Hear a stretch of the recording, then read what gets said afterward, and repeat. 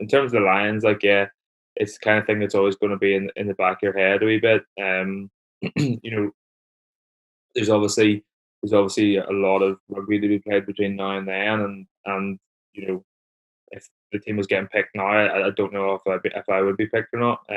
But like just by the time Warren Gatlin's making a selection, like I want to be in the position where like it's a no brainer that he has to have me. Joe presents Baz and Andrew's House of Rugby, together with Guinness. Hello, and you're very welcome to Baz and Andrew's House of Rugby here on Joe, together with Guinness. We have a loaded show for you today. We'll be joined by Ulster and Ireland winger Jacob Stockdale for a chat about his meteoric rise to stardom. And also he'll be talking about a fundraising initiative that he is supporting during the COVID-19 crisis. We've also got some actual rugby news that we'll be jumping into, and we'll be taking you back to 1995 for a big nostalgic kick in the ghoulies, where we'll be talking about Braveheart, What's the Story, Morning Glory, and England versus New Zealand in the semi-final of the 1995 World Cup in South Africa, Johannesburg to be correct. So when I think about that time, I think about Braveheart coming first, being flung out into the world by Mel Gibson, just like at the end when Brendan Gleeson's character picks the sword and just fucks it with reckless abandonment. No need for historical fact or reason or anything. Just you imagine like he's got all these history buffs that are there that Randall Wallace has maybe hired to maybe just dot their I's and cross their T's to make sure that they're some way within history boundaries. And Mel Gibson's just running around like, no, what if he does this? What if he does this? And then they make it really long so they've got like some bits they can cut out, but then he just grabs it and just fucks it like the sword. You're like, oh no, oh god, what have we done? That was the dildo being thrown from O'Connell's head, wasn't it? Yes. I maybe use that reference a bit too often. Yeah. The dildo was thrown by O'Connell with just the equal amount of reckless abandonment as Braveheart was hurtled out into the world. Who gives a shit? How many generations this is going to influence, or how many heads this dick is going to land on? One at a time, hopefully. Anyway, listen, that reminds me, the Braveheart thing. I couldn't remember. I remember watching it back. There was some reference to O'Connell and Hayes throwing stones at each other, but we'll get into that. Okay, I just remember you bringing it up, and I was like, "There's something in my is it triggering something here?" And I can't quite remember it. I've forgotten about it already, so I can't wait till you remind me. Yeah, no, we'll get into that. But before that, we need to do a little bit of housekeeping. Just a quick reminder that we have a new Baz and Andrew's House of Rugby YouTube channel. Each week, the video version of our show is going to go up. Can be found on the YouTube channel. The channel will feature our show each week, some best bits from each episode, and exclusive videos and cartoons.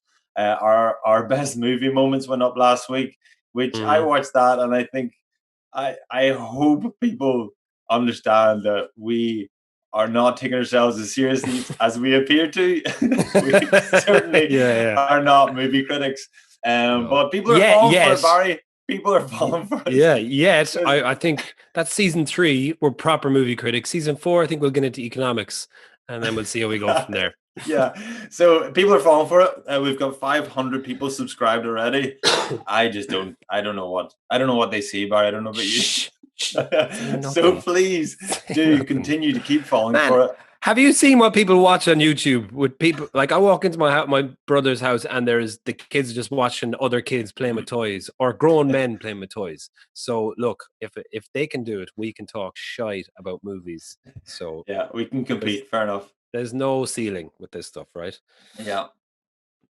Okay, well, look, to start to take us back into that feeling of nostalgia. I love nostalgia. I'm a devil for nostalgia, but only when it's really beneficial. Nostalgia. Yes, nostalgic RFU token piece of free plastic that they gave us back in the day when they had no money.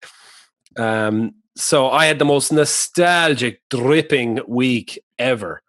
My parents' house is within 5 kilometers of a walk from here, so every day during the beautiful sunshine, I'd walk to my parents' place and have barbecue at the back, and then I went for a swim in the Shannon every day, which I haven't done since I was a kid. Um, and we just chatted and walked around my like we live in my parents when I grew up on a beautiful kind of spit of land that is either side of it. It has the Shannon running kind of like it's like a sand spit, but it's not sand. Um, it's called a mill road. So there's a mill at the end of it, and there's just a walkway that goes around, which is quite overgrown. You'd never see anyone down there. And I was just walking around there going, my goodness, I remember this so well. And I was just thinking, like, why don't we do this more often? Why don't we take advantage of our local surroundings? And it brings me back to that island life vibe that I was talking about a few weeks ago when we were talking about Jack Johnson's In Between Dreams and how the Irish people, we're bred and built and made for living that kind of laissez-faire lifestyle of just chilling and relaxing and not driving ourselves mental by working 12-hour days for big corporations and then spending the rest of our day driving to wherever we live on this big commute. Why can't we just chill out? And I think the main reason for that when things are normal is that we all have this kind of FOMO or this fear that we like, oh God, we need to be, this guy's doing it, so I need to be doing it. And this, we've driven ourselves a bit mental from it. But now that we're all aware that no one else is doing anything, that we're all kind of like, yeah, I can just chill. I don't need to get up and do anything. Yeah, it's the pressure of if there's something going on out there that's better than what I'm doing here, and it's also social media as well, and we'll get into that with Jacob a little bit because I know he's took a Twitter detox. Basically, I think he's more or less took a Pat detox. I think because Pat was abusing him during the World Cup. Pat's good at baitings, yeah. So so he's done that, but more in general, that social media thing about just feeling like there's stuff going on out there and people are having more fun than I think us. people are still probably doing more. They're being less disciplined with the social distancing than their social media is letting on. But because they can't post it because they're afraid to get abused by people, that Abused you're by not.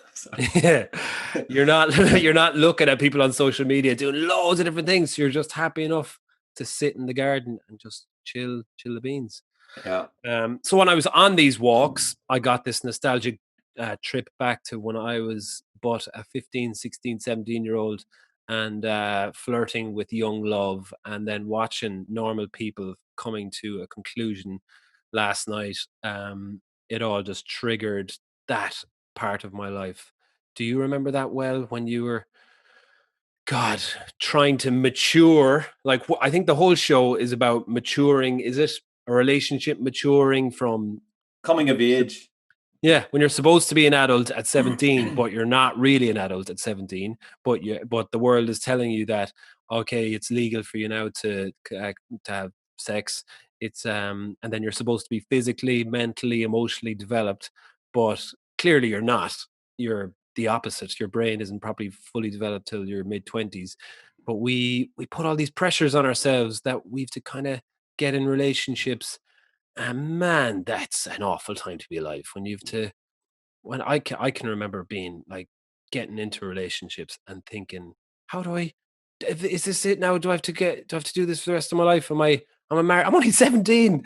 How do I, and then you're mad about the person, but how do you get out of that? It's, or do you get out of it? Or is it good for you? Or is it bad for you? And you can't really ask for anyone's opinion because they're afraid. They're like, oh, except for Yeah, but we would have thought though stupider mate. we would have always thought though the mate in school that was in a really steady, serious relationship when you're 15, 16, 17, you kind of thought like even then you're like, well, this guy's taking this so seriously. Why are they doing this? Even then you're like that. To Yeah. be fair, and that I think that's maybe the unrealistic thing about normal people. They're they're not normal. They're weird people. To be fair, and Yeah. You know, like they're That's true. clever. Yeah. They're really clever, and it's a little bit. I think we talked about this before. It's a little bit Dawson's Creeky, and they're all experts on life. They're probably doing they're the equivalent in Sligo of what we're doing with our movie reviews. Just thinking they know everything there is to know. A little bit opinionated, I would say. I think it's unrealistic that Connell would have been as popular as he was in school.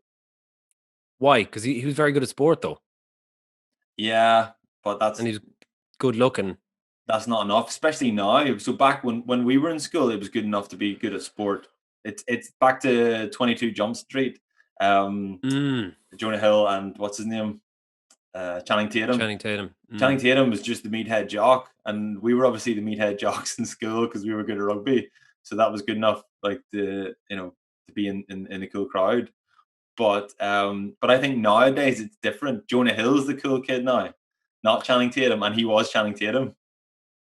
I know, but I think in normal people, I think the why Connell is popular and why he's happy in the school environment and then he's unhappy in college is that he's grown up with all these people around him, so they know him from when he was a kid, so he doesn't really have to.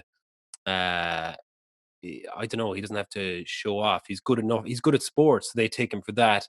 He's a bit quiet. But he's intelligent. So people are probably less judgmental because they Mm, kind of know him well. And but then Marianne is very odd. So they judge her from the get go. They're like, "Who is this one?" So she yeah. grows into that. And then when they go to college, he really struggles because his identity is attached to what people think of him in Sligo, whereas she can abandon that and become herself. But I know what you mean about them being abnormal people. I suppose she had to do that a little bit Yeah. um, to make it more interesting. But The man, thing it's the thing that I picked up actually, this is a bit of a douchey thing to say. The book actually highlights, that's annoying, right? So fair enough. But when you watch the series, um, uh, when you watch the series, you're inclined to think that Connell, whenever he's quiet, he's confidently quiet and he's happy. He's just content in who he is. But when you read the book, then you get more of an appreciation of a little bit of turmoil that's going on in the background with mm, him and how yeah. he's not actually confidently quiet. He's nervously quiet. He doesn't know how to act, doesn't know what to say. Feels like he is obviously the beginnings of someone, who then kind of struggles with depression on down the line. But, I think you get more of an appreciation of that, which was really eye opening, I thought. Yeah, I'm getting that now. I'm halfway through the book, and I am getting that. Yeah, he does. He definitely he comes across like less damaged in the show until that fucking ninth and 10th episode, Yes. when they Yeah. drop the bomb. But it finished well, man. I was happy. It was heartbreaking that they were obviously going to break up, but it finished on a positive vibe. That they got back together. They had a brilliant sex scene at the end. Um, Connell, his chain, right? Obviously, he's going to be an influencer at that, but he's got a serious set of pubes on him. He's a Um, big old bush, isn't he? I, I wonder will he's matured in the bush area anyway. I wonder will he become an influencer with that as well? Yeah. Well, it's hard to be an influencer in that area, isn't it? I don't know, like lads be looking at that going like, because he's all over the place now. People are taking photos of him walking around his GA shorts and stuff like that. But lads are gonna look at that and be like, "Geez, I've been trimming my pubes, but I better let them." Yeah. It's a more subtle version of being an influencer. You can't put a picture up on Insta. You can't say link in bio.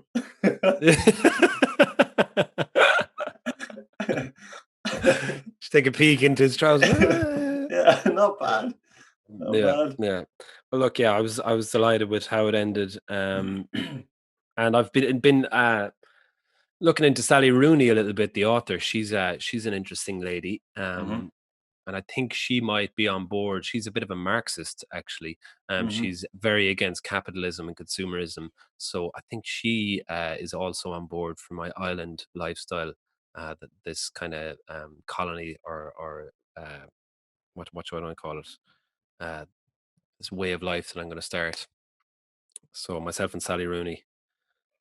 No, I listen. I feel like you were going to I've invite me, and then I didn't I've really. lost confidence already. No, No. I'll join you and Sally. No. Myself, Jacob, Sally, and Jack Johnson. Well, who's going to look after the kids? Don't send them up north, but don't send them to my house. I've already got too many. All right, rugby. There's been a fair bit of rugby news this week. Super Rugby. How do you even say this word? Aotearoa, New Zealand, basically. Yeah, I was delighted that that was thrown over to you for that. I hadn't a clue. Never heard of it. So the basically the Super Rugby in New Zealand is starting this weekend, and they have brought in some new rules, which I think are very interesting. Drawn matches will now be settled by a golden point. So after the end of a game, if it's drawn, they'll play 10 minutes where a team can, whoever scores try, penalty, whatever, drop goal, will win the game. If after 10 minutes it doesn't come to a conclusion, then each team will get 2 points. Correct? Yeah. Yeah, we're 24 years playing football in that, aren't we? Didn't they bring in the golden goals in Euro 96? Yeah, that was just for like I don't know if that even stayed. That stayed because it's not in the World Cups anymore. No. Yeah, but this is just regular league games, which is very interesting. Obviously, New Zealand rugby is a step ahead of everyone when it comes to excitement and energy, and you couldn't look for a more entertaining game of rugby, but yet they're still trying to push the boat out, and because it's obviously something to do with the fans not being engaged, and no one being happy with a draw. They want winners. They also have brought in probably the more controversial one: a player that gets red carded can be replaced by a fresh player after 20 minutes. Yeah. Which obviously their reasoning was that a red card was going to influence a game, or had been influencing a game too much. So let's just keep it as, a 20-minute penalty. Obviously the player will get the same repercussions from World Rugby if it was a fairly dangerous tackle or anything like that. I think that player should be replaced by a spectator. I think they should shake it up even further. Like a big claw comes out from the crowd and just goes down like and picks one up. Picked by the opposition. Yeah. So they get to say, that fella, he's playing. Just the claw, like as if you were in a computer arcades place and the claw just drops in. And I'm like, shit. Some big owl lad, overweight owl lad just dropped in, still with his beer in his hand. only like the claw machine. He never quite makes it to the pitch. He always just gets dropped just in the terrace before he gets to the advertising board. Oh, I nearly had him. Yeah, look, I think that one's going to be interesting. I don't know how it'll go down. To be honest, I like it. I do like a game when teams go to 14 men. For example, when ye beats South Africa a few years ago down to 14 men. I mean, when a team does that, that lives forever when you can achieve something of as like that. But it does, I suppose, in the long run make it less impactful to have one player ruin the game for everyone involved, everyone watching, etc. Because I suppose 14 men winning a game happens very seldom. Last piece of rugby news: David Humphreys is departing from Gloucester Rugby at the end of June, stepping down as director of rugby in light of head coach Johan Ackerman's departure, in order to give Gloucester the chance of a fresh start. Wonder where he'll go now. Would you be in touch with him very often? We had planned to get him. We were trying to get him on the show, so I called him last week, but I never heard back. It was obviously it would have been great to have had him on now with the news. He's very well thought of anywhere he's been. I'd be surprised if he didn't have a plan, I suppose. So yeah, I don't know. That was news to me. But yeah, great fella and adds a lot. I don't know if maybe he's kind of joined to Ackerman or they kind of come as a pair. I don't know. But yeah, bit of a loss for Gloucester, I would have thought. Yeah, I've watched a good bit of his old footage over the last few weeks just because he's on TV, or those old games are on TV. And I loved that time of Irish rugby. There was so much excitement. Obviously, Raj coming through, still pretty young. I think when Humps was in his prime, so it was really the Humps show. Like I watched them play Ireland play New Zealand. I'm going to say 1997 or something like that, and they're winning for 60 minutes of the game. And he is just controlling everything, kicking at goal really well, kicking to touch really well, and just has a brilliant little show go break that he just pulls out every once in a while. Good distributor. You kind of forget how good he was, because Raj took over in such a dominating style when he did. We wouldn't, anybody up here wouldn't forget how good he is, to be fair. He'd be a real hero up here, to be fair. He was, I loved David Humphreys growing up. And a friend of mine then, I'd played for Irish schools in upper sixth, and a friend of mine, my dad got a picture of David Humphreys at the rugby club one night in a raffle or something, and then a friend of mine sent it off to David Humphreys, and he signed it and gave it back to me, and congratulations on your selection for Irish schools. Look forward to seeing how your rugby career progresses. And this went up on my wall. And and then fast forward 2 years, 3 years, and then I was playing week in, week out with him, and it was class experience. I remember getting a rugby ball. Munster played Harlequins in a cup match, and the ball went into the stand, and like the lovely little Limerick lad I was, I shoved it up my jumper and stole it, basically. But it was the one that had the big H on it. It was that real lovely old school Gilbert. And after the game, Woody was coming out of the dressing room, and I waited around. It must have been 14, 15, and got Woody to sign it. I even remember him looking at it, kind of going like, "You've definitely stolen this ball." And I was like, "Yeah, what are you going to do?" So he signed it, and I took it on the holidays with me that summer, and I called it the ball Woody. Such a bit of a loser, but I was over in Portugal. I'd be down by the pool and tossing the ball around, and if the ball went near the water, I'd be like, Woody, because his name would, the autograph would come off it. So I was like, I get so ratty if there's all these other kids around the pool wanting to play with it. I was like, don't let the ball go near the water. You can't rub off that. But then Martin Curry and Austin Healy arrived to the pool one day. It must have been after the Lions in '97, because they were fucking stratospheric in terms of like stardom. And I was like, oh my god, they arrived, big massive rip lads. And I was in the pool, and I saw my dad going over and with my ball, and got the two of them to sign the ball. And I was like, no. They're ruining it. So I was in the pool trying to wash off their signatures on it, off it, and I think I did. Yeah. Sorry, just see, I love nostalgia. It just catapulted me back into it. Just like the sword from Braveheart. But let's get Jacob Stockdale on the phone.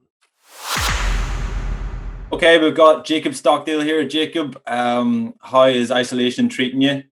Yeah, for me it's been pretty good. It's just like been a nice opportunity to slow down for a couple of months, and just kind of learn a new way to live, I guess. So yeah, I've been enjoying it. We've got 3 kids, and as a result, I've sped up during isolation. How does a dog compare to 3 kids? Well, I don't know. Like I just take her for a run, and then she sleeps the rest of the day. I don't know if kids do that. Do you sleep for the rest of the day as well? Near enough, yeah. Yeah, I wish it was that easy. But tell me, what have you been up to? How have you found it writing off the whole process? We were talking earlier on about bringing back kind of a new approach to life, and kind of rediscovering what's important to ourselves, rather than busying ourselves with our work day. Not that you know anything about a work day, Jake. You youngsters. But have you made any kind of discoveries about yourself? Yeah. First, like I found myself just missing going for like coffees with the lads a lot. They're kind of just small, simple things. And then that kind of pushed me on to realize just how important coffee is in my life. You know, uh, like I would wake up thinking about it now instead of just like grabbing it at some point during the day. It's become a main motivation. So that's an interesting point. Wait till you have 3 kids, then it's going to become even more important. What is your go-to coffee then? Go on. I'd say flat white. Flat white's my go-to. I'm trying to do the latte art, but like I'm 3 months in now, and I think I might have got worse. We got a hot tip from Tag Burn last week. Get a really expensive coffee machine. That's the mistake I made. I got for a retired sports person, I got what I would describe as an expensive coffee machine, and he put that to shame. Absolutely. by more than doubling it. What have you got yourself, Jacob? I've got one of the wee Sage. Barista Pro? I've honestly no idea. It was when I bought it was about 400 quid. So I don't know if is that Tag Burn level or is that level? Tag Burn's coffee machine is more expensive than my car, basically. Right.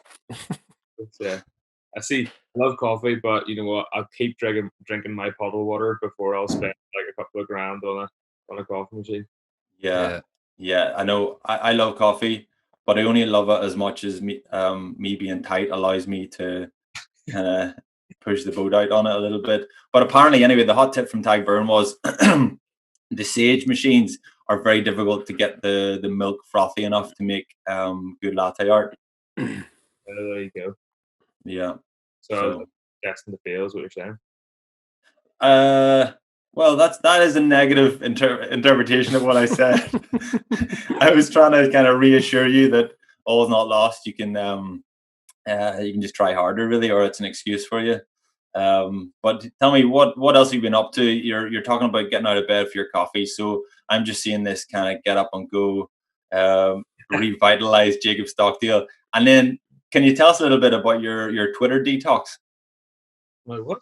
You're on a Twitter detox, I believe. You're on you said a quitter detox, and I was like, yeah. I think you need a quitter detox, Jacob.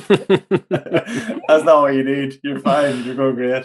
The Twitter detox actually has been going for a long time now. Like, I don't really suppose that. Well, actually, I suppose nobody has really noticed because like I wouldn't have been a big tweeter anyway. Tweeter, yeah, I think it's the right term. But like it was directly after the World Cup, that first Munster game. I came back and played like after the game, before even texting with friends, family, my girlfriend. I just went straight on to Twitter to see what people were saying about me, and I was just like, yeah, I was like, this is incredibly unhealthy. So as I just deleted the app off my phone, and I think I hadn't planned on maybe deleting it permanently. I just like, right, I need a bit of a break from this. But I haven't been on about 7 or 8 months, and to be honest, I'm not really planning on going back on it anytime soon. Can you tell us a bit more then about? We're not looking for exactly what people were saying, but give us a bit more insight into the opinions of some of the people. Like I read you mentioned there, if you're sick, you don't just walk down the street and ask a randomer, what do you think's wrong with me? And that's the equivalent of, random punters just getting in touch on Twitter. But tell us a little bit about that, because I experienced something similar. I was just always so nosy. I just was always so intrigued to see what people said, which is so unhealthy. Tell us a bit more about that, Jacob. Like, it obviously varies massively.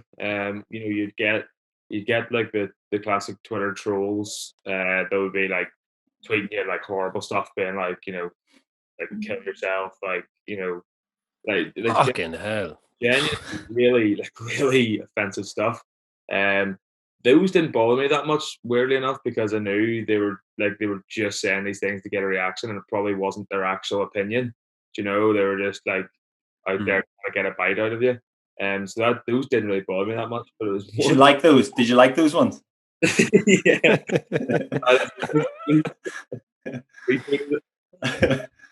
But No, like it was more the ones that would like people would be like their genuine opinion was I was like a crap rugby player. Those were the ones that would actually really get to me, which is weirdly enough. But yeah, they just ranged from people saying that I didn't have a good game to I shouldn't be playing for Ulster, shouldn't be playing for Ireland to I don't want like I'm tired of seeing Jacob Stockdale doing this or doing that, and like you know like 9 times out of 10 you'd read them and you'd go, I don't think they go they don't know as much as I do, and their opinion isn't actually right. But at the same time, when you're reading these tweets over and over and over and over and over again, you start to create a narrative in your head that they're actually right. So yeah, just decided that it wasn't a healthy thing to be doing or a healthy place to be, and decided just get rid of it. You ever find Yeah. yourself looking at their profiles and and just kind of just intrigued to see, okay, who is this person? Let's find out a little bit about them. How bad are their lives, maybe, or how Yeah. like. Sometimes, yeah, it like doesn't hurt as much if you go on and they're like, "All right, Larry, yeah, he's only got 2 followers. He doesn't even have a profile." Do you know what I mean? You're like, yeah, it's just, like It is, but it's fascinating that the human nature, like that, will, you've obviously, on the flip side, you would receive massive praise on a regular day when you go out and do your job for Ulster and Ireland. It's normally like, my God, what Ireland's answer to Jonah Lomu for parts of your career. We're like, what have we've got struck gold with this guy, and I'm sure that would outweigh the negative comments by 100 to 1. But human nature is we take in the negative ones so much more to heart than we would the positive ones. And I heard Russell Brand and what's his name, Conan O'Brien, talking about this the other day, and they're talking about it almost like it's currency. And it's like when the the Deutschmark became just lost all its value. It was like a 200,000 Deutschmark to buy a carton of milk, and it was like completely blown out. It's like that's the same with the currency of a like for a not a like, or a negative comment against a positive comment. It just weighs it down so much. And yeah, I think fair play to you, man, for acknowledging that it's a narrative thing that you kind of end up telling yourself.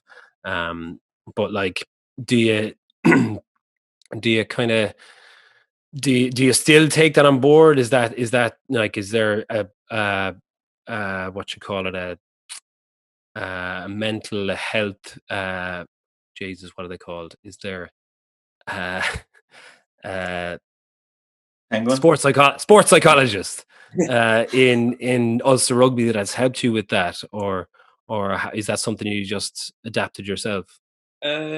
No, there actually wasn't really a sports psychologist in Ulster that I worked with. I did a wee bit with Enda Kenny, or not. Sorry, Enda McNulty. In Guinea. Yeah, he's the physio, isn't He's the former Taoiseach of Ireland. Yeah, Leo Varadkar called me up.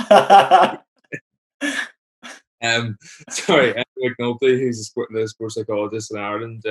Did a few sessions with him, but no, it was very very much something I just figured out on my own.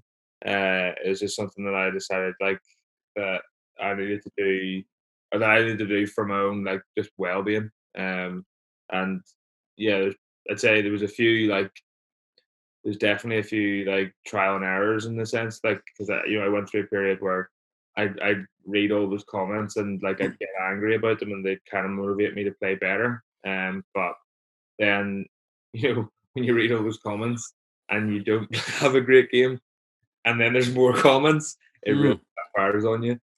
So yeah, I decided to just the best way is just to ignore it. It um surprises me that there's not more structure put in place for rugby players, like to protect you from that. Like, it was never there. It was never that prevalent when I played. Twitter was only really just starting, but you had to deal with journalists more than anything, or the hurler in the ditch. But you never really went and bought the papers. It's a lot easier to just look up your phone and see this stuff. Some surprise. I mean, if you were to give advice to any young lad coming up now, would it be to just avoid it completely, or is there a way of kind of managing yourself through it? Um, Yeah, like whenever I was coming up through, like everybody said they just don't read anything about yourself. Don't think Trimble ever told me that, but that's probably because he didn't want me to do too well. I was like, read more, Jacob.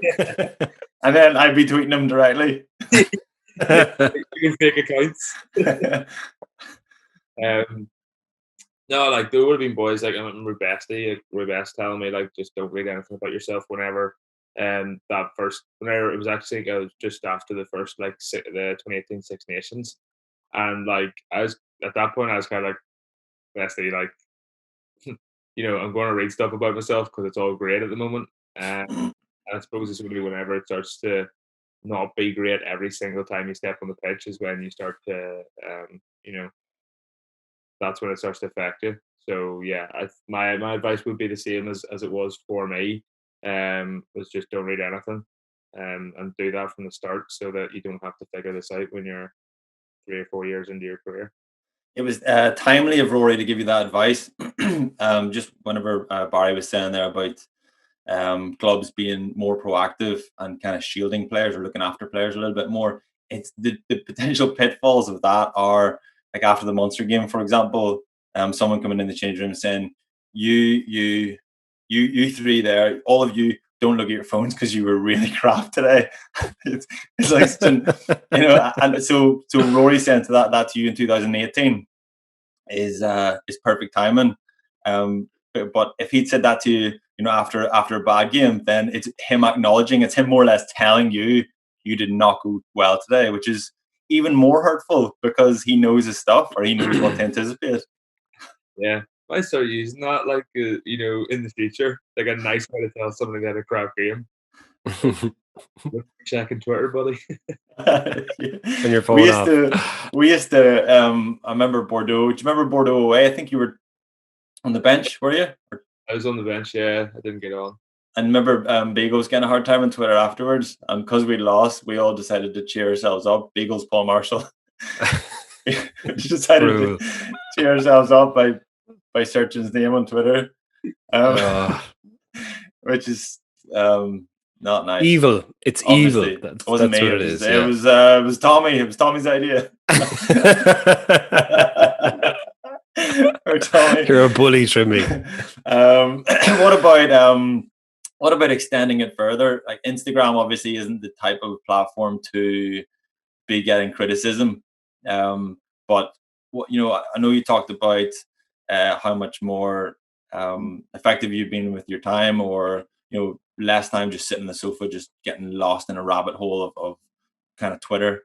But what about extending that further to Instagram or other social media? Yeah, like I think social media does have its place in your life, as something to just when you're bored or you've nothing to do for 10 minutes to flick through. I think it's enjoyable to just kind of like on my explore page it's just like cars, and rugby. So I'm just like flicking through watching videos of like old like Toyota Supras racing against Honda Civics, but like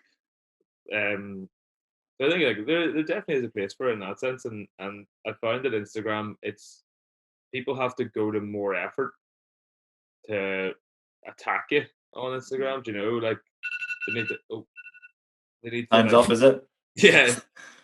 Thanks. Coffee time. Right in my couch. No, like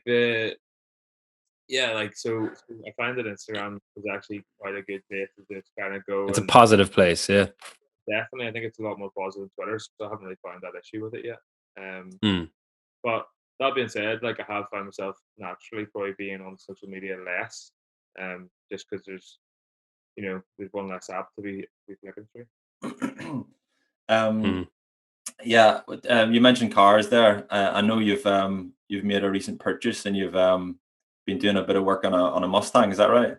Yeah. I got a 1966 Mustang. Nice. And I bought it off eBay. So it is. And it was just kind of like It's something I wanted to do for a while. Like I love cars, and I wanted to get like an older car to just be able to tinker at and do a bit of work on. But like Trimble, you've a Mini, don't you? I have a Mini, yeah, and I bought it maybe 12, 13 years ago, and I might have driven it a handful of times. I went to a mechanics course as well with Hendy, but I didn't really like. It was more like changing tires and stuff, so it wasn't really massively useful. I noticed one article you did where you were talking about the Mustang, and you mentioned transmission, and straight away I was like, this guy knows his stuff. Yeah. Yeah. But yeah, I actually did a mechanic course online over lockdown as well. But it was similar, like kind of changing tires, and the car should be jacked 10 to 15 centimeters above the ground and stuff like that. So, but I enjoyed it, so I might look into doing something maybe a wee bit more advanced in the future. But yeah, it's been good.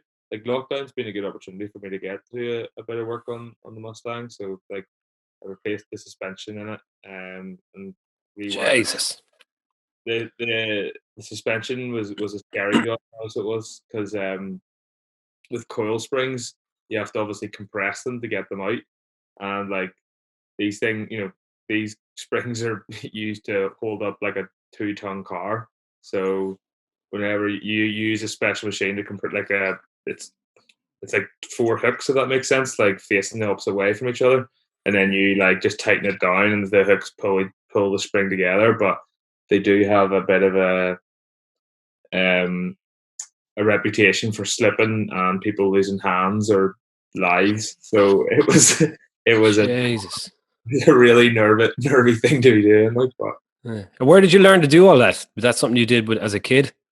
um, would always have the like interest part of it, but to be honest, just off like Google and YouTube, like there's because Mustangs are so unbelievably popular as well. There's hundreds of videos of you on YouTube of doing every single thing that you'd need to know about fixing a Mustang. So Mm. it's a matter of YouTubing it, having a look, figuring out exactly how you do it in your car, and then doing it. So it is pretty simple. All right, did you do a bit of work on what did you have?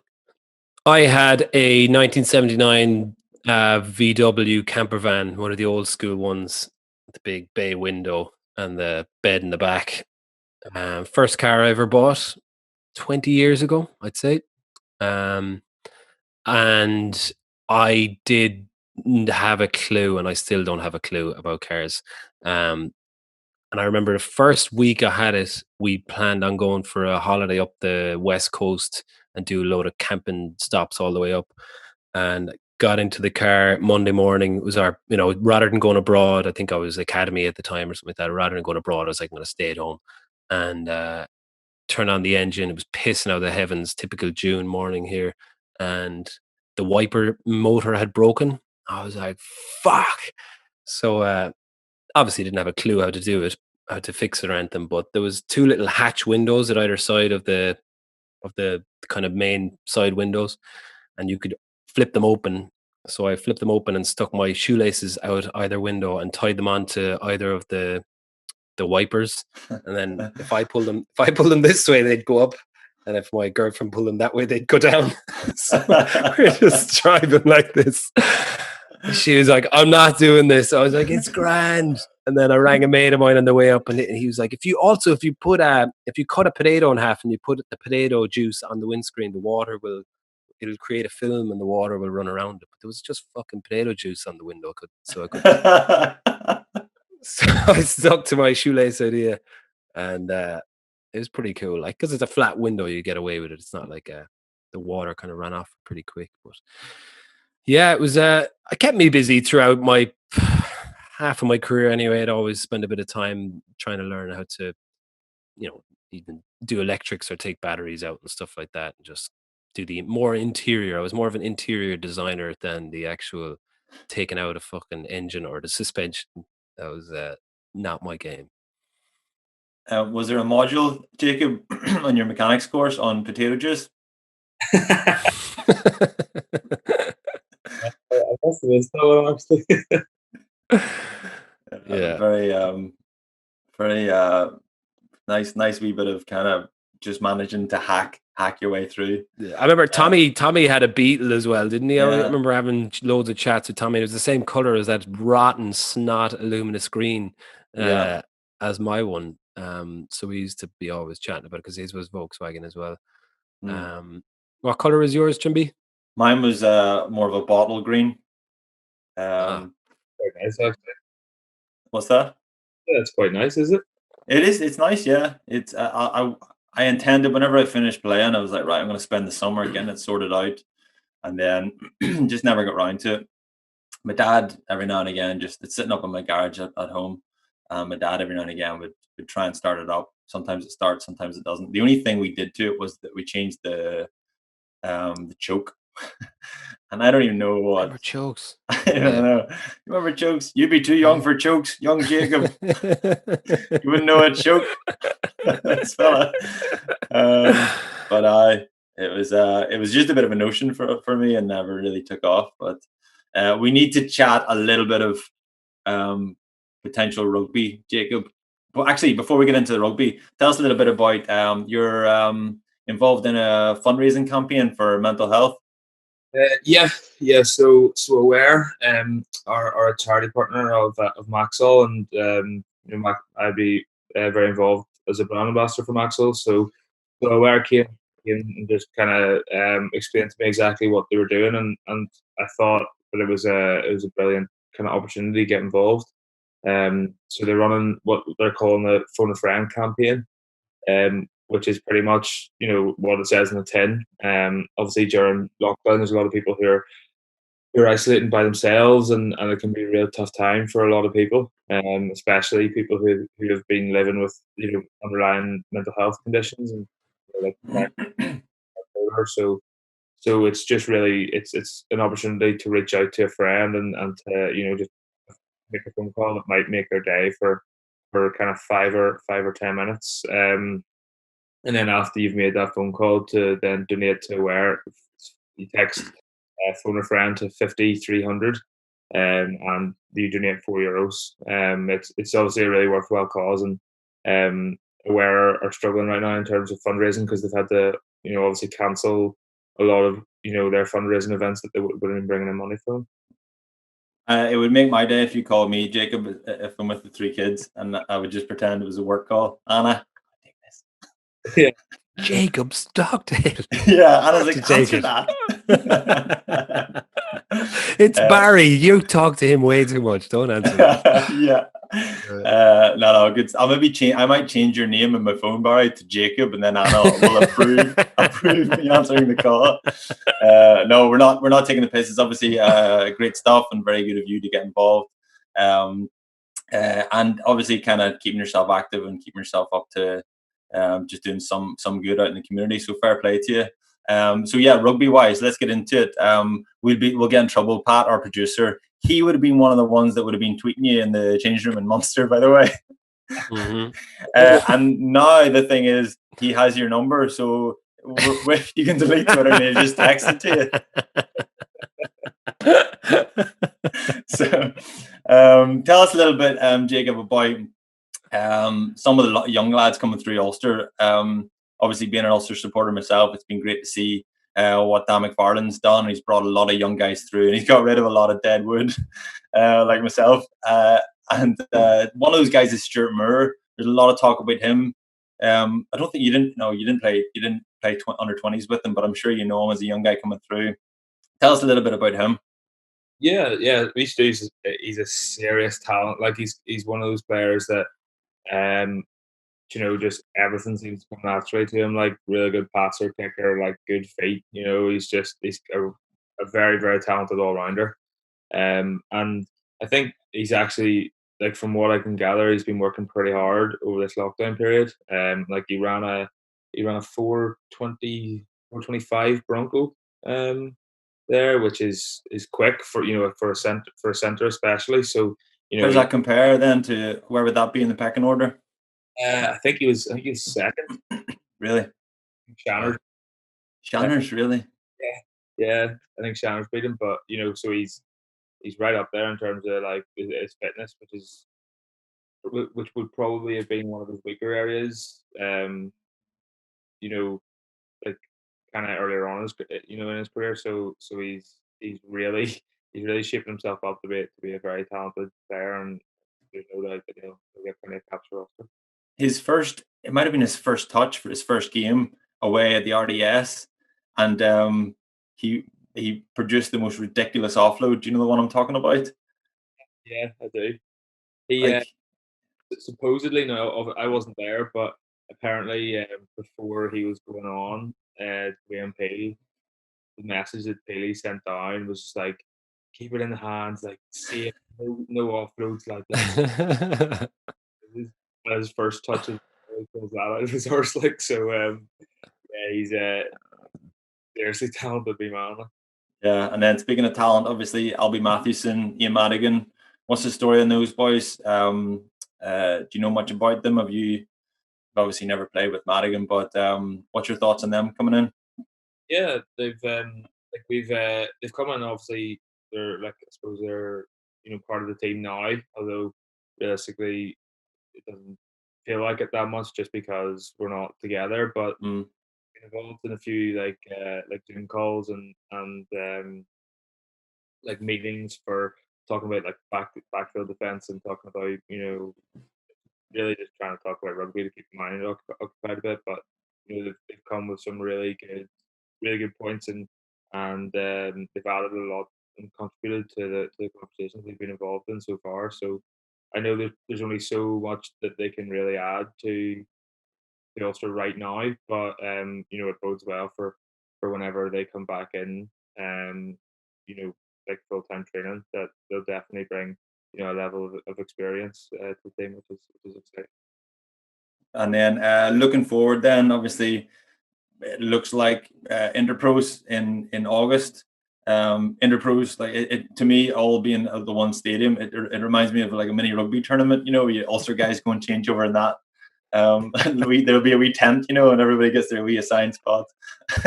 But so looking forward. That's the next great. rugby. That's the next rugby we've got to look forward to. We'll all stay in each other's houses. Everyone will stay in like the Leinster players' houses. Yeah. Have you let yourself? Hope I don't get the weird family. Oh God. I remember going to I think I went to Coleraine as an underage player, and I thought it might have been your house because we went to some play. Everyone else went to like the Jetland Centre and going ice skating and shit. The Jet Centre, yeah. Jet Centre, and I had to go to some Fiddler on the Roof play. I was like 10 years of age. Like, what is going on here? Might not have been your house, but I assume that's what you'd have been up to. We'll track that person down. Say again, Jacob. I could definitely see the Trimbles rocking down. What is it like? What is it about me that says Fiddler on the Roof? But have you let yourself think about rugby, Jacob, or looking forward to Interpros, or have you even thought a little bit potentially about Lions next summer? Yes to all those questions. Yeah, like to be honest, like I've been like I'm obsessed with rugby. Do you know what I mean? Like if I wasn't playing it, like I'd be a fan. So like I've watched every game. I'd say pretty much every game that I've played in the last 4 years. So far over lockdown, like so it's been it's just something I enjoy doing. Yeah, and then obviously looking forward, like there's that date that we've been given now. It's 22nd of August. So obviously, you know, realistically, I hope that we're playing because I'm itching to get back on the pitch in any degree. So yeah, I'm hoping that we'll be back at that date. In terms of the Lions, like yeah, it's the kind of thing that's always going to be in the back of your head a wee bit. You know, there's obviously a lot of rugby to be played between now and then, and if the team was getting picked now, I don't know if I would be picked or not. But like just by the time Warren Gatlin's making a selection, like I want to be in the position where like it's a no brainer that he has to have me. And that can be done in a matter of 8 months. So that's the plan anyway. Yeah, Oh, good man. that's so interesting. You're watching every game back, man. I absolutely love that. So you've got a lot to choose from, but what would be your highlight, or give us your top 3 highlights so far watching back over the lockdown? Um, funny, like they're probably not. They're probably not what would have expected, because I think, like, from watching games over the years, like the stuff that you're like, there's obviously stuff that you remember. Like the Twickenham try, or the beating New Zealand, or these big games that you remember playing in. But there's a few games that I've kind of forgotten about. Which, looking back, I was like, that was a class game. There was one. There was a game we played at the end of the season for Ulster against Glasgow. I was on the bench. Trimble, you might have started. You might have started that game. I'm not sure. Remember? I was on the bench, and then Louis Ludick got injured about like 15 minutes in, and I came on to 13, playing outside Luke Marshall, and scored 2 tries that day. Like, and I remember, like, the game was like, it was a phenomenal game, and I'd kind of completely forgotten about it. So it was nice getting reminded about the games that don't stick in the memory as much as others do. Mm. Yeah, I know. There's been a lot of classic matches on, so I've been allowed to do that as well. And I agree, it is those little moments that you kind of forget about. It's funny what you do, what does stand out. But yeah, look, I think can't wait to see you back playing, man, when this all kicks off. And I think we've taken up loads of your time, Trimby, unless you've got anything to add.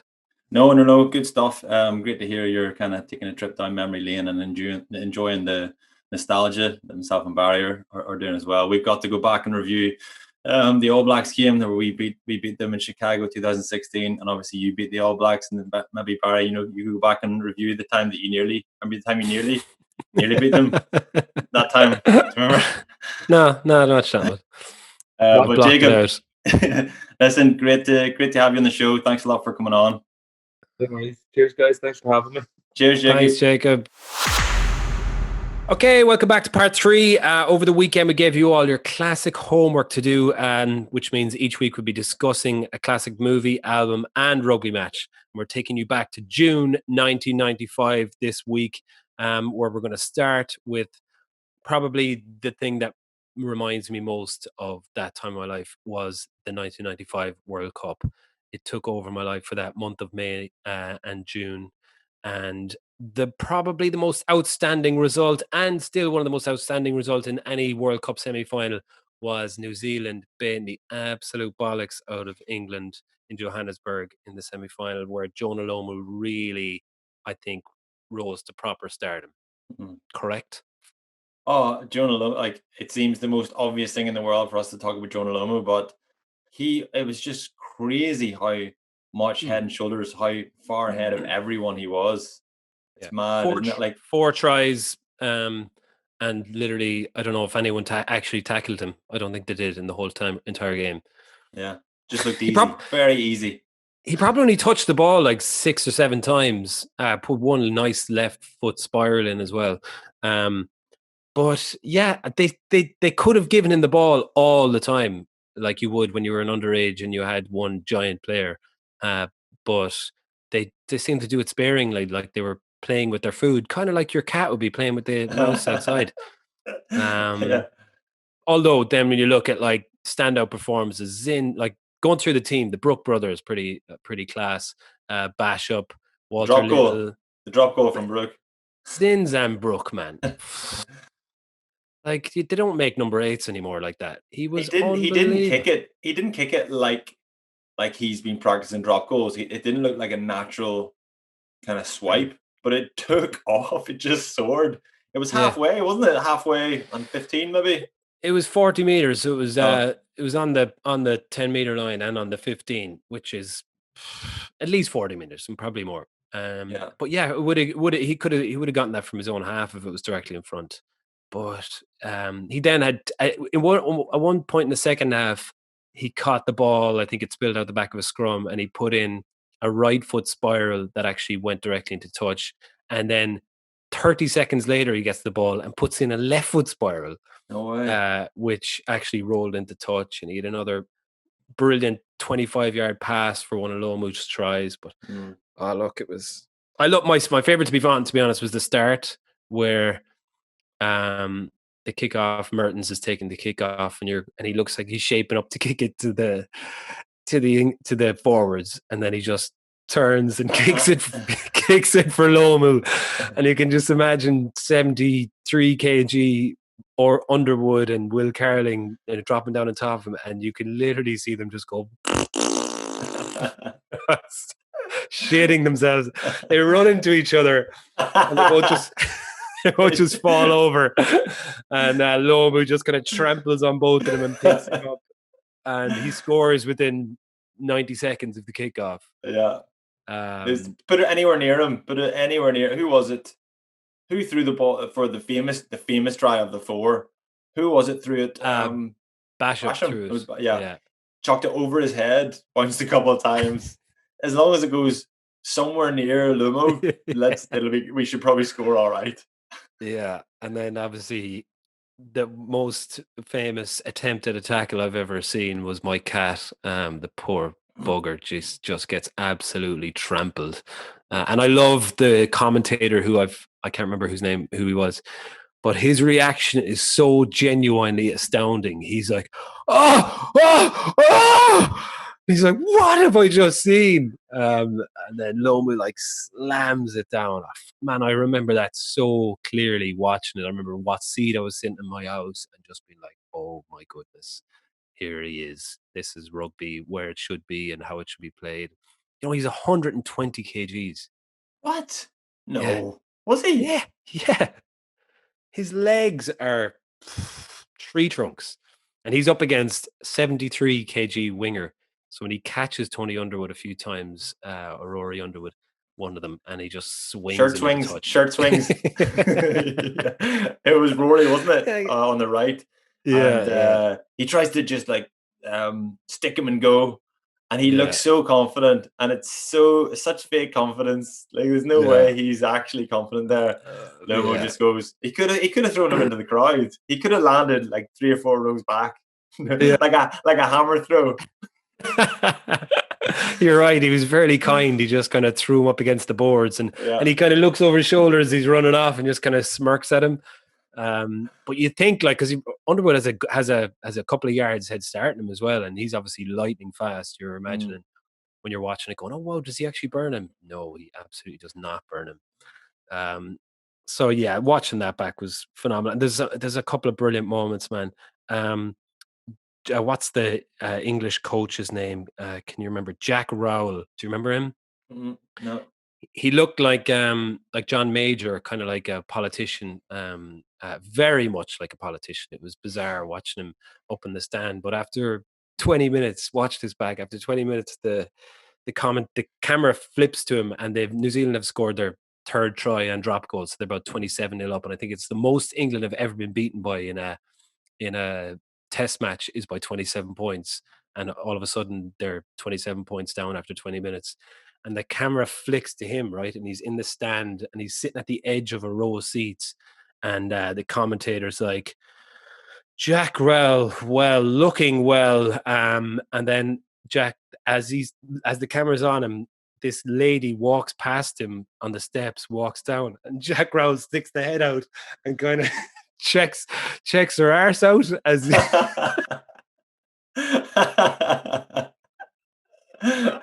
just as the commentator kind of pauses. Jack Rowell looking well, and then the head goes out. Rather composed, really. It's phenomenal. But yeah, I even enjoyed they have their half time on the pitch. Oh really? Oranges? Yeah. And he's just standing there. And you're like, this guy is doing nothing. He's not saying although what are you gonna say when you're that far down? But yeah, look, it was it was an unbelievable the birth of Lomu, which was, probably still my favorite thing about rugby of all time, that he existed and played, and what a man and what a team. Unfortunately, though, didn't go on to win it, but well, not unfortunately. I actually, another thing, do you remember Walter Little and Frank Bunce, the 12-13 for New Zealand at the time? Mm-hmm. I was obsessed with them one of the reasons I wanted to be a centre watching them. But one of the other reasons was my dad had given me a jersey, a New Zealand number 12 with a 12 on the back. Do you remember how rare it was? You wouldn't get, if you had like a jersey bought in the shop, it would never have a number on it, but it had a number 12 stitched into it. And he told me it was Walter Little's jersey. And I was like, when I was a kid, I was like, unbelievable. So I remember telling everyone this, obviously down to my knees, and I wore it occasionally, like, but I kept it quite safe. So he tells me the other day that he was running a raffle for a trip to New Zealand to raise money for Bose, and he bought the jersey and got someone in the fucking suit repair place in town to stitch on a number 12 jersey, and then raffled it off, saying that it was Frank Bunce's jersey or Walter Little's jersey, and made a few £100 for the club or something like that. And it also must have fixed it that he won the raffle as well, because how else did it end up in my house? So I've been around for fucking 30 years telling everyone that was Walter Little's jersey. But Oh, Dad, just hustling people. hustling people. That's the second week in a row you've told hustling stories about your dad. And he's come clean. He came clean last week. Another like bit of him coming clean. So he obviously then reveals that to you in later life. If that behavior continues, and as your life goes on, you realize Dad's been lying about this, Dad's been lying about that. And then 10 years' time, he'll be like, I'm not even your dad. When he runs off with Neil Briggs and they start their counterfeit clothing company. And I'm like, Dad, take me with you. And he's like, I'm not even your dad. Yeah. Very good. Yeah. Good stuff. Chancer. All right. Well, look, that's our game. It's on YouTube. Go watch it. Very, very, very enjoyable. Moving on swiftly. Braveheart. What are your memories? Braveheart, 1995, directed by and starring Mel Gibson, winner of 5 Oscars, one for best makeup, which, that's just the blue paint. It's the blue paint. Yeah. I assume it's the blue paint. We'll do a strip in his face. That's one Oscar. Fair. Who's going to count for the other 4 Oscars? Either that, or maybe when young William, they do a really good job of making him look really dirty and kind of unkempt. And I can identify with that at the minute, because during isolation, I don't know about you, but I rarely shower. I feel like I've got a whiff of young William about me. Jack came into me the other morning, and I was like, come here, give me a cuddle. And then he was there 5 seconds, and he goes, Daddy, you stink. You smell like a 12th century Scottish child that hasn't washed in years. You should win an Oscar, Daddy. For how much you smell. Yeah. So, but Braveheart it seemed to get critical acclaim at the time, and I remember the time, thinking, wow, like the battle sequences were incredible, legs chopped off. There was a lot of joy. A lot of fighters got a lot of joy out of smashing guys on the wee tin helmets, almost like the Fez hats that Saracens used to wear. Saracen supporters, like a tin version of that, and then just blood down their face. That was a regular one. They had a tomato underneath their hat. They hit it and just squash, or a sachet of ketchup. Yeah, so that was the makeup. Apparently, I read up, and apparently they actually removed a lot of the violence from it. It was too violent. Mel Gibson went back and edited. Jesus, there's one where a guy gets a sword up the nose. Remember that? Yes. Yeah. And he goes, that's my nose. That's mine. No, my nose. Jeez, you don't get much more violent. And the Irish guy stabs a guy up through the dick. Just goes, whoop, and you see it coming out the other side, up his skirt. Oh, yes, that's right. Yeah. So it got critical acclaim for all those reasons. But it was. That's because there was no Google back in 1995. There was historically, apparently, it was absolute chaos. Chaos. Yeah. And then you pointed out to me, I was watching it, I rewatched it last night. I was maybe an hour and a half into it, and you texted me and said it's actually a comedy, and I went, "No, it all makes sense." That's it. I mean, I was thinking about if if you watch Friends, right, and you take out the laughing of Friends, Friends becomes less funny, because the laughing is just like a cue. Ha ha ha! That was a funny part. If you took the laughing out of Friends and put it into Braveheart, it would be like Monty Python and the Holy Grail. It's so ridiculous. Yeah. I thought there was moments it's like a carry-on movie, isn't it? Longshanks, like, how amazing a character. How evil, like, could you possibly portray the English king like to be? He's a pagan, he's homophobic, he's like allows prima nocta to happen. He's just like, when he throws your man out the window, that's comedy, like, isn't it? Yeah, that's comedy. Yeah. And the reaction from the guards at the bottom is comedy as well. Yeah. They all rush over like there's an emergency. They look up and they go, not to worry. That's fine. I've appointed Philip the head of my high council. I am skilled in the arts of war and military tactics. Are you? Yeah, let's see what you would make in this current situation. Fucks him out the window. Yeah, the other thing, there was a refreshingly, again, nostalgia. There was a lot of stone throwing. Captured a large part of my childhood. Stone throwing, that the skill of stone throwing was very, very high up the list of your kind of your social currency, like how valuable you were. Like if you could throw a good stone, like that made you in the cool crowd. Or a snowball. Which you've got a bit of a catapult arm, so you must have been pretty good with it. I throw. I was gonna say throw like a girl, but I can't say that anymore. Can't say that. I throw like a person. Yeah, a poor person. Not a poor person. Shit. You can say nothing. So stone throwing. I hope, obviously there's no iPads when we were growing up. There were no internet, I suppose, as well. So we threw stones. I hope that my kids still throw stones, though. I hope they kind of bring that onto the next generation and pass that skill down. It's very important. I think one other one thing I picked up on was the Scots were always going into battle. The Scots were very clumsily dressed. I thought they didn't do themselves any favors. Like if someone, and it reminded me a little bit of the '95 World Cup with the baggy jerseys and all. I'm thinking if someone had got a 2020 World Cup jersey, brought that back to the Scots in 1995 when they were fighting. and that would fit in with the historic inaccuracies if one of them was wearing a 1995 Nike Irish jersey. Yeah. So I just felt like they could have done themselves a few more favors there. I think Wallace should have.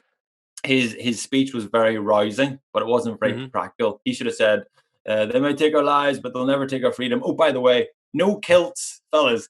No tartan. Don't have any shit hanging off you, lads. We have to get the armor. The armor out of it. No, we have to run full pelt here with swords. Someone's going to hurt themselves.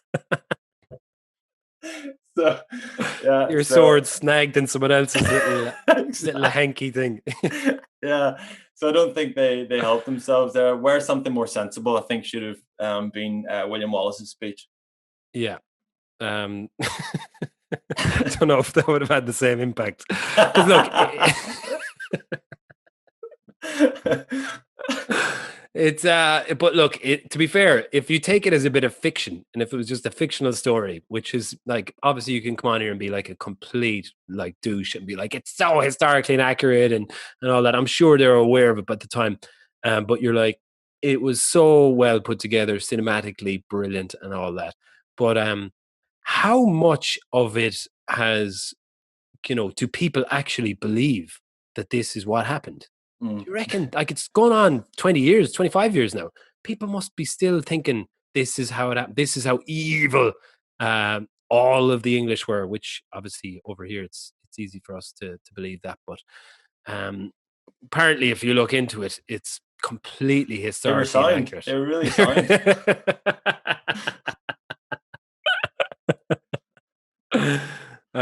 Like even the princess wasn't even born or something like that, or she was maybe an infant when all of this happened. Well, that's quite weird as well, isn't it? It doesn't matter. Doesn't matter. Bruce Willis, Mel Gibson can do whatever he wants. And what was the Paulie and Yeah, Hazy's. I remember you talking about I can't remember, and I don't think you remember either, so this might be a dead end, but I remember there was some illustration or comparison between Wallace and Hamish having the stone throwing competition, and then it's O'Connell and Hayes was Hamish, and he was like throwing the stone. He was like, "You'll move," and he's like, "I will not." Just I can't remember what this is like a previous episode, like a year and a half ago. I remember you Yeah, had some comparison, and I loved it at the time. I've just forgotten shit, I've forgotten it. as well. But yeah, superb film, to be fair. Always a good watch. And then to tie up that, what would have been happening at the time as they were bringing that out, and we were watching New Zealand hammer England and the Scots hammer England. Oasis dropped their second album. What's the Story? Morning Glory. Probably their best album. Do you agree? I really like Definitely Maybe, but it's definitely their most successful album, isn't it? Yeah, I mean, when you look, it is. It's. I think it was number one for like 10 weeks or something like that. So that's probably financially would have. But then you look at the songs, and fuck, it's so well put together, man. Jesus, like so albums like this, I think had to live with a live vibe as well. So they were going out playing in stadiums and big festivals and crack like that. So they've loads of banging tunes, even like the instrumental tunes in it are so upbeat and rousing that you can imagine them like it's such an important part of a gig where like in between songs the band aren't going, and now for my next song. That can be a shitty part to any gig. So to have just an instrumental part that bangs on through and lets people keep the energy up, and then you just drop into fucking Wonderwall. The most is there a more memorable 4-chord guitar part in the planet? Probably not. No, that's it. It would have been a very popular one for on the bus, singing on the bus. I always think that yellow container you drink from, I always think it looks like you're drinking bleach. Anyway. It's water, fully enough. Yeah. No, so yeah, so yeah, a popular one for on the bus. And would have been maybe outlawed actually in a couple of teams. Oh Like yeah, you sing any no, song you want, but not that. don't. Yeah, I think everyone overdid it. If I was to pick a song on it, some might say is, I don't know. There's something about it. It's so unique, and I was reading up on it. They recorded it live in like one take with everyone. Not probably not one take, but it was a take for everyone. So uh, when they listened back to it, when Noel listened back to it when he was drunk, and I think Bonehead maybe they were which is often what I do when we write and record songs. I listen back to them drunk. It gives you a different perspective. And they were listening back to it, and they realized that it gets way faster in the chorus than it did in the verses, so they wanted to re-record it. But Liam's vocals were so good on it that they didn't want to. The rest of the band outvoted them. And if you listen to it, like we've grown with it, obviously we don't know it any different. So it's clearly gets Mm. faster in the chorus, which is bizarre. But it's banging. It's almost like it needs it. It just kicks on a little bit, which is obviously a mistake, and they had to like drown it in reverb and stuff. But it's for me fucking flawless. It's Yeah, funny. It's funny how you can have mistakes and they can end up being maybe the most beautiful part of the song. yeah. She's Electric was my favorite song on it. Was it? Yeah. Mm. I'd say probably this is the album that everybody knows more or less all the words for most of I the was thinking songs. that. I was like, I know every word to probably maybe not Hey Now, but I know 9 of the songs, 10 of the songs. I know every word to it. Yeah. I That's often think that is some ability to write a song, isn't it? An yeah. album that everyone know the words. You after I think it was after last week or a couple of weeks ago, Pat said that I'm like very close to the camera. And that's a little bit like the way Liam sings. He does that thing where he's right up. Yeah. So I feel like I've been it's been a tribute to Liam over the last few Liam weeks. Gallagher. Yeah. Yeah. His vocals on this are unbelievable, but I do love that this is when you first hear Noel coming in. He sings "Don't Look Back in Anger." That's his first time that he does lead vocals for an Oasis track, and it was kind of I think he started to take over a little bit more. Then we actually have you seen Supersonic, the film? Yeah. So you remember the part when they were recording this album? They're in Rockfield Studios in Wales. Yeah, you told me this. That's where you recorded, yeah. Yes, we recorded one of our records there about 5 years ago, and it's an unbelievable place. Just like a farm, literally a farm in the middle of the Welsh countryside. And there's an old farmer there who's been there since the 60s. Well, he grew up there, but he was the studio since the 60s. His name's Kingsley, and he runs the place, and he's just wandering around the place. He'd stop in the middle of the studio when you're in the middle of recording, and he'd bring in a fucking bucket of milk because he's just been milking the cows, and he'll just sit down and start talking, and everything has to stop, and you listen to him. And he was telling us stories about like, what's his name, Freddie Mercury writing Bohemian Rhapsody there. And he's like, just see that the wind chime out there. I remember Freddie was sitting there and he was playing the piano, and I looked up, and he looked like he was stuck for a line, and I looked up and I said, see that wind chime there? Any way the wind blows, that blows. And then that's where he got the line for Any Way the Wind Blows for Bohemian Rhapsody. And he said, just see that wall out there? That's the Wonderwall. That's where Noel was sitting when he wrote the Wonderwall. And then, sure enough, like a couple of days later, a load of people came in and sat up on the wall. And this is now, man, middle of nowhere. A load of people are sitting up on the wall, taking photos of themselves on the wall. And of course, we did as well. We were out there fucking taking selfies on it. No way he wrote that there. Like, no, he's your man. Like he sounds like Rala. Exactly. Yes. Yeah. Just kind of holding chord, taking his time, telling stories. Yeah. Yeah. That's important. He had the audacity to come out and say Chris Martin was here and he was writing for Coldplay, writing Parachutes, and they were stuck for us, so I couldn't think of a line. And we were outside and we were having a cigarette, and I looked up and I pointed at the stars and I said, hey Chris, see those stars there, boy? They shine for you. So he got the line for Yellow. It's like, this is bullshit, but I love it. So yeah, it was great. It was cool when going back to a studio like that, man, and you kind of feel it in the walls, though. That's why when someone comes in and starts telling those stories, and it hasn't been changed a bit. Like, watch Supersonic, the exact same vibe around the place. So yeah, that was 1995, ladies and gentlemen. June. What a time to be alive. Yeah. A quick roundup. Shouldn't be any penguins. Yeah. Yeah, penguins have been a little bit quiet. But this week, the Penguin of the Week goes to Patrick Corrigan, who shared a ridiculous penguins in Vietnam video from Japan. Saw that. Pat was traumatized. It's like Platoon. There's penguins getting mowed down left, right, and center. It's strange whenever you see like it's like an animal that we all consider to be, especially us, because we're all we have an affinity with penguins now. There's a cuteness and a closeness and just a loveliness about wee fluffy penguins. Molly has a penguin, Teddy, right? And then you put them in a sinister situation like Vietnam, getting shot by machine guns. Very strange. You're crying watching this anime cartoon. Yeah, but that was brilliant, I must say. Good stuff.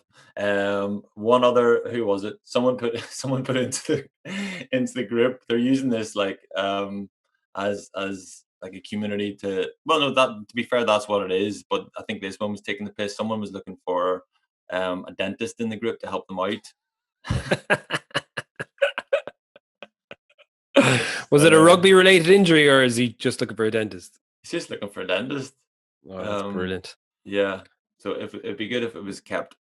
You know what? I was going to say rugby themed. No, actually, you know what? Actually, inquiring about dentists is more on our brand, I think.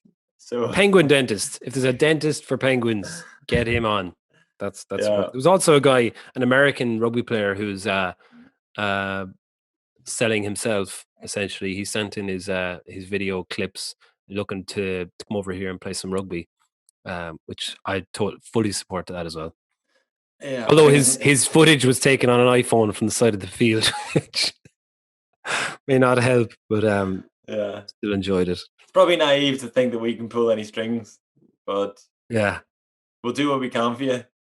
Yeah, exactly.